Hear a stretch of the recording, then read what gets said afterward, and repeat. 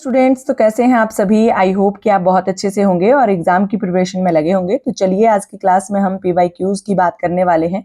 तो मैं लाई हूं आपके लिए बहुत इंपॉर्टेंट पीवाईक्यूज जो सीटेट पेपर नंबर 2 के हैं।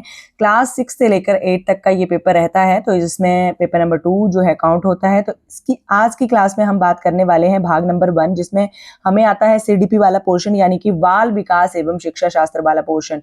ठीक है, उसमें 30 क्वेश्चन पूछे जाते हैं, आपको पता है। और आज हम इन्हीं 30 क्वेश्चंस का पीवाईक्यूज जो है वो लगाने वाले हैं। तो चलिए आज की क्लास शुरू करते हैं यहाँ से क्वेश्चन नंबर 1 से। तो मैं आपको पहले भी बहुत सारी क्लासेस में बोल चुकी हूँ कि जो सीटेट का एग्जाम है वो असर्शन और रीजन पर आधारित होता है। ठीक है, बहुत सारे क्वेश्चन जो है वो असर्शन, अभिकथन और कारण पर ही आधारित जो है वो पूछे जाते हैं। तो चलिए हमारा फर्स्ट क्वेश्चन जो है वो इसी पर आधारित है। अभिकथन है कि अधिगम और विकास एक दूसरे से जुड़े हुए हैं। ठीक है, तो ये तो बिल्कुल सही है। और कारण इसका दिया गया है कि अधिगम विकास के लिए नई परिस्थितियां जो है वो सृजित करता है। ठीक है, तो ये दोनों ही सही है।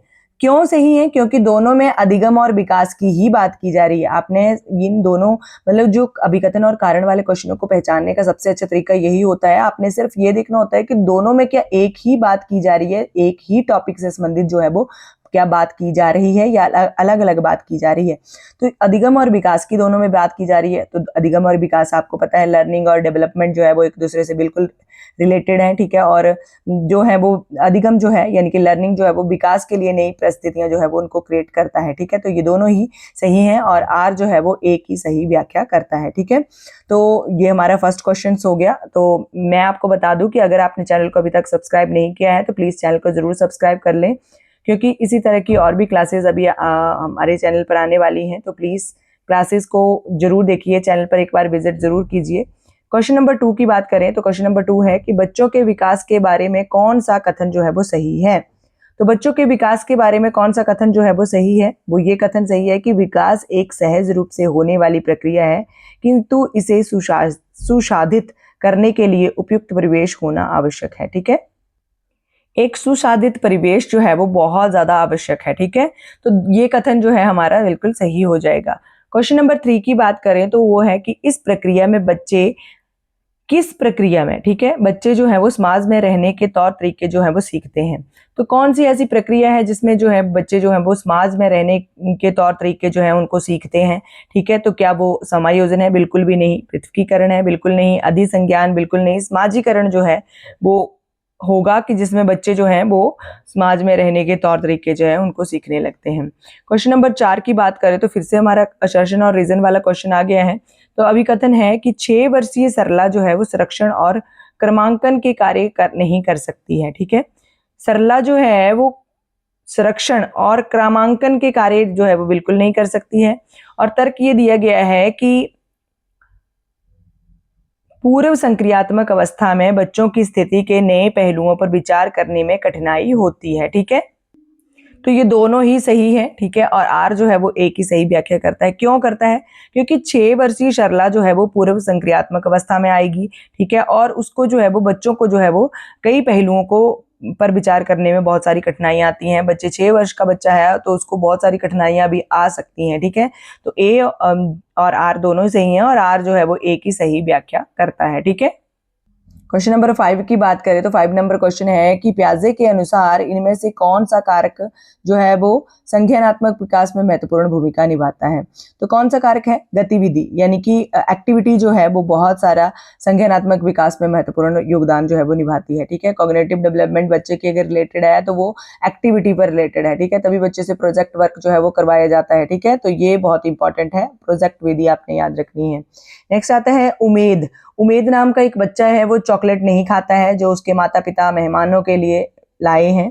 ठीक है, ये सोचकर कि अगर वह पकड़ा जाएगा तो क्या होगा। कोहल वर्ग के इस सिद्धांत के अनुसार उमेद जो है वो नैतिक विकास के किस चरण में है? तो देख लीजिए, कोहल वर्ग जो है जिन्होंने नैतिक विकास का सिद्धांत दिया हुआ है, तो उन इस तरह से क्वेश्चन जो है वो सीटेट के एग्जाम में पूछे जाते हैं कि आपने बस अब ये बताना है कि बच्चा जो है वो कौन से चरण में है।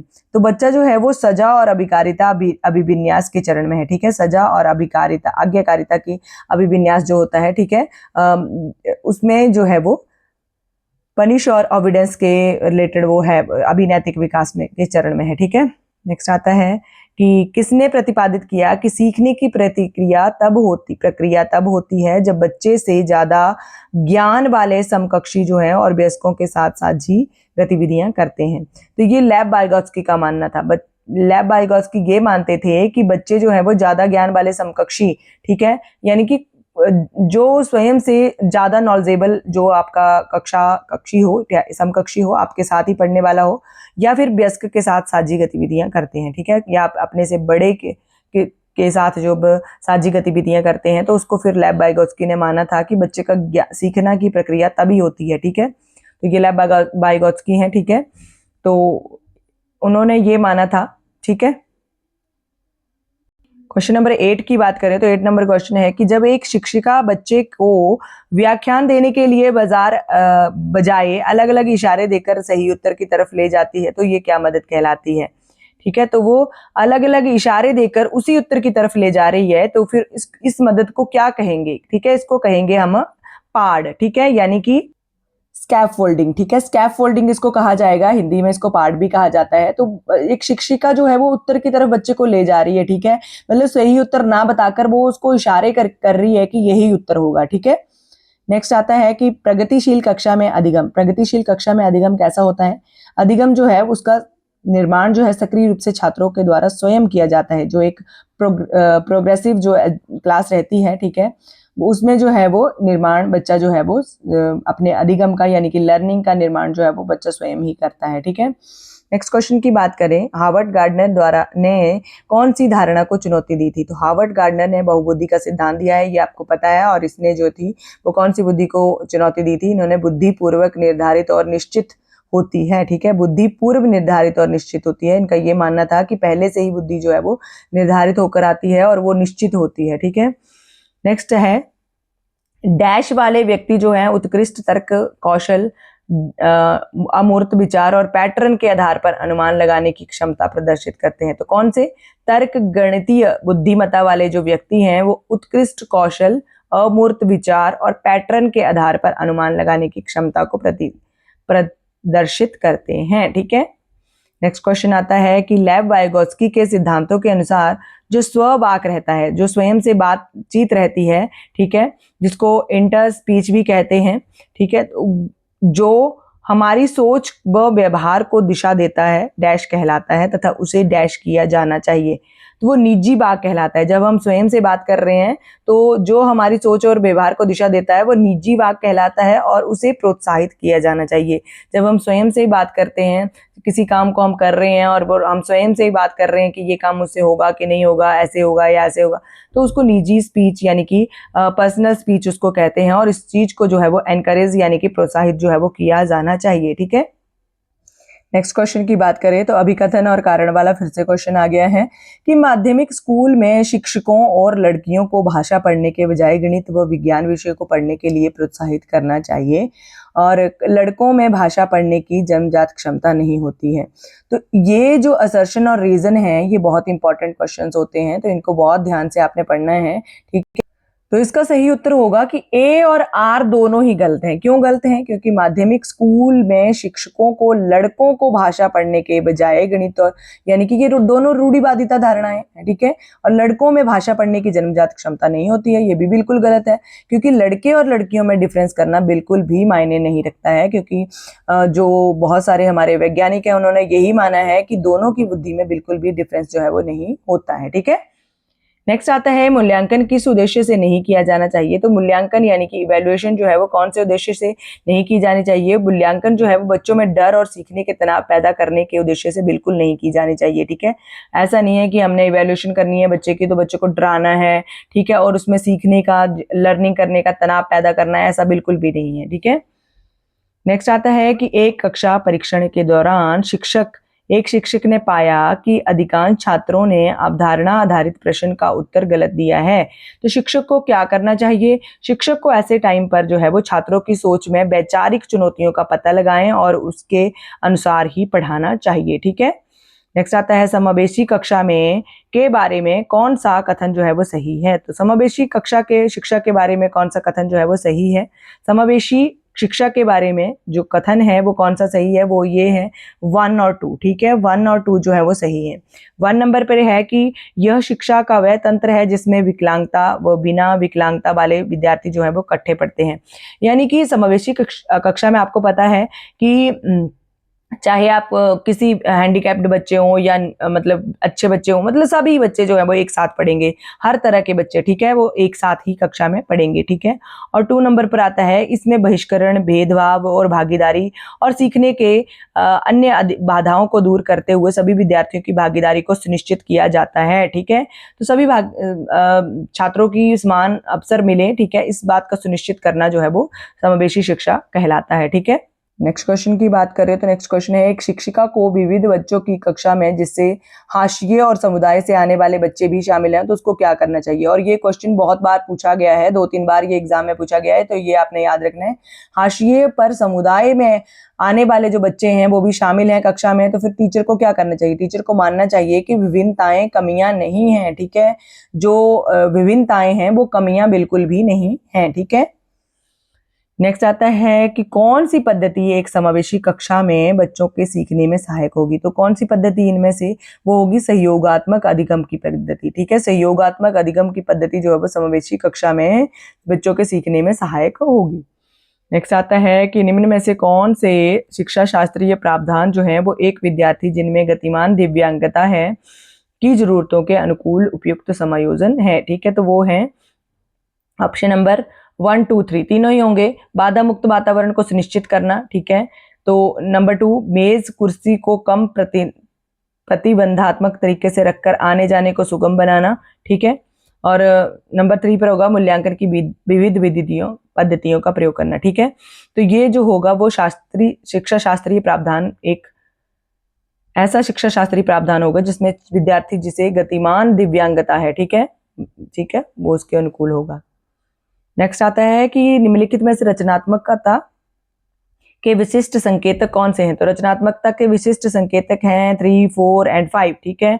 जोखिम उठाना, ठीक है, रचनात्मकता का विशिष्ट संकेत है, ठीक है। और लचीलापन, ठीक है। बोरियत के लिए असहिष्णुता, ये जो है ये तीनों ही जो है वो संकेतक हैं। नेक्स्ट क्वेश्चन आता है कि एक सामाजिक रचनात्मक कक्षा में शिक्षक को डैश और सामूहिक कार्य को सुगम बनाने के लिए मेज व कुर्सी ऐसी होनी चाहिए जिससे, अब उत्तर क्या होगा कि एक कक्षा है जिसमें रचनात्मक सामाजिक कक्षा है जिसमें सामूहिक कार्य जो है वो ऐसा होना चाहिए जिसमें जो मेज कुर्सी है वो कैसे होने चाहिए, वो गतिशील होने चाहिए, जिन्हें खिसकाया जा सके, ठीक है। ऐसा नहीं है कि फिक्स्ड ही कर देने हैं एक कक्षा में, ठीक है। अब नेक्स्ट क्वेश्चन आता है कि अधिगम को केवल सीखने में स्थायी व मापा जा सकने वाला बदलाव देखना जो है वो समस्यात्मक है। तो कारण है कि सीखना एक जटिल प्रक्रिया है जिसमें आंतरिक रूप से होने वाली प्रक्रियाएं भी शामिल हैं। तो क्या दोनों ही सही होंगे? बिल्कुल सही होंगे, दोनों सही होंगे। और आर जो है वो सही व्याख्या करता है एक ही। कैसे करता है? क्योंकि दोनों में सीखने से रिलेटेड, अधिगम से रिलेटेड बात हो रही है कि अधिगम को केवल सीखने में स्थायी व मापा जा सकने वाला जो है वो बदलाव देखना समस्यात्मक है, ठीक है, ठीक है। तो दोनों में ही बात जो है वो सीखने से यानी कि अधिगम से रिलेटेड हो रही है, तो ये दोनों ही सही हैं और दोनों एक दूसरे की यानी कि आर जो है वो एक ही सही व्याख्या करता है। नेक्स्ट आता है अनुभवात्मक अधिगम किस पर जोर डालता है। तो अनुभवात्मक यानी कि एक्सपीरियंस्ड लर्निंग जो रहती है वो किसके ऊपर जोर डालती है, वो करके सीखने की महत्वता के ऊपर जोर डालती है। लर्निंग बाय डूइंग की महत्वता यानी कि उसकी जो बेनिफिशियल है उसकी बेनिफिट्स जो हैं उनके ऊपर जो है वो ज़्यादा जोर डालती है, ठीक है। नेक्स्ट आता है कि जब छात्र जो हैं स्कूल की अपेक्षाओं के अनुसार प्रदर्शन करने में सक्षम नहीं होते हैं तो स्कूल को सबसे पहले निम्नलिखित पर ध्यान केंद्रित करना चाहिए, ठीक है। जब छात्र जो हैं स्कूल की अपेक्षाओं के अनुसार प्रदर्शन करने में सक्षम नहीं होते हैं तो स्कूलों को सबसे पहले निम्नलिखित पर ध्यान केंद्रित करना चाहिए। तो उसको किसके ऊपर? स्कूल और कक्षा वातावरण और लोकाचार पर ध्यान केंद्रित करना चाहिए। नेक्स्ट आता है कि निम्नलिखित में से कौन सी समस्या समाधान स्वभावानुभाविकता के प्रयोग का वर्णन करता है। तो वो कौन सा है? वो है लक्ष्यों को प्राप्त करने के लिए चरण दर चरण प्रक्रिया निर्धारित है, ठीक है। लक्ष्यों को प्राप्त करने के लिए चरण दर चरण प्रक्रिया जो है वो निर्धारित है। बात करें नेक्स्ट क्वेश्चन की, तो नेक्स्ट क्वेश्चन है कि निम्न में से कौन सी कार्य नीति जो है एक शिक्षिका को विद्यार्थियों के संवेगात्मक आत्म नियमनात्मकता को प्रोत्साहित नहीं करेंगे। तो वो कौन से होंगे? वो होंगे कि विद्यार्थी को एक दूसरे के प्रतिस्पर्धा के लिए प्रोत्साहित करना, ठीक है, और वो लगातार तुलना करते हुए अविश्वास का माहौल बनाना, ठीक है। तो एक शिक्षिका को ऐसा बिल्कुल नहीं करना चाहिए कि एक दूसरे से प्रतिस्पर्धा के लिए प्रोत्साहित करना है बच्चों को, ठीक है, और लगातार तुलना करनी है जिससे अविश्वास का माहौल जो है वो बन जाए। ये शिक्षिका को बिल्कुल भी नहीं करना चाहिए, ठीक है। नेक्स्ट आता है बच्चों के सीखने के लक्ष्य की तरफ प्रेरित करने का प्रभावी तरीका क्या है? तो सीखने के लक्ष्य की तरफ प्रेरित करने का सबसे प्रभावी तरीका पता क्या है? इफेक्टिव जो एक मेथड है वो क्या है कि उनमें सीखने का आनंद हो, खुशी हो और उत्सुकता पैदा कर दी जाए एक टीचर के द्वारा, ठीक है। नेक्स्ट आता है निम्नलिखित में से कौन से सा कथन जो है वो सीखने के सामाजिक रचनात्मक परिप्रेक्ष्य में विश्वास का समर्थन नहीं करता है? तो वो कौन सा है? वो होगा ऑप्शन नंबर 4, यानी कि शिक्षण जो है वो प्रक्रिया के दौरान बच्चों को निष्क्रिय भूमिका जो है वो निभानी चाहिए, ठीक है। शिक्षण के दौरान जो है वो बच्चों को निष्क्रिय भूमिका निभानी चाहिए। ये जो है निष्क्रिय भूमिका अगर बच्चे निभाते हैं तो विश्वास का समर्थन बिल्कुल भी नहीं करता है, ठीक है। यानी कि आपने देखा कि अभी हमने 2-3 क्वेश्चन जो है वो नेगेटिव टर्म में पढ़े हैं, तो आपने क्वेश्चन को बिल्कुल ध्यान से पढ़ना है कि अगर आपसे नेगेटिव टर्म में क्वेश्चन पूछा गया है तो आंसर भी आपका नेगेटिव टर्म में ही होगा, ठीक है। तो ये आपने बिल्कुल ध्यान रखना है सीटेट के एग्जाम में बैठते टाइम, ठीक है। अब आता है नेक्स्ट क्वेश्चन की निम्नलिखित में से कौन सी रणनीति जो है वो छात्रों को प्रभावी समस्या समाधानकर्ता और महत्वपूर्ण विचारक बनने से रोकेगी? तो छात्रों को कौन सी समस्या जो है वो रोकेगी, ठीक है। तो ये भी नेगेटिव टर्म का क्वेश्चन पूछा गया है, तो इसका उत्तर होगा कि छात्रों को समस्या को देखने का केवल एक ही तरीका देखने के लिए प्रोत्साहित करना और निर्धारित समाधान पर ध्यान केंद्रित करना। कि छात्रों को कह देना कि आपने इस क्वेश्चन का सिर्फ एक ही तरीका देखना है, ठीक है, इस क्वेश्चन को हल करने का सिर्फ एक ही मेथड है, ठीक है। ऐसा बिल्कुल नहीं बच्चे को कहना है, और फिर निर्धारित समस्या का समाधान केंद्रित करने के लिए भी फोकस नहीं करना है, ठीक है। तो ये जो है वो नेगेटिव टर्म का उत्तर है, तो नेगेटिव टर्म में ही आपने जो है वो उत्तर देना है। नेक्स्ट क्वेश्चन और लास्ट क्वेश्चन है आज की क्लास का कि एक माध्यमिक कक्षा की शिक्षिका के नाते आप अपने जो विद्यार्थी हैं उनमें आंतरिक अभिप्रेरणा को कैसे बढ़ावा देंगी?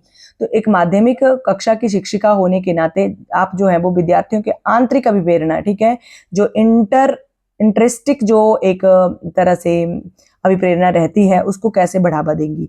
तो अंदर की जो अभिप्रेरणा है उसको बढ़ावा देने के लिए सीखने में आनंद की अनुभूति को बढ़ावा देकर, ठीक है, सीखने में आनंद, ठीक है, बहुत मजा आता है सीखने में, ठीक है, इस तरह के आपने उनको अनुभूति को बढ़ावा देना है, ठीक है।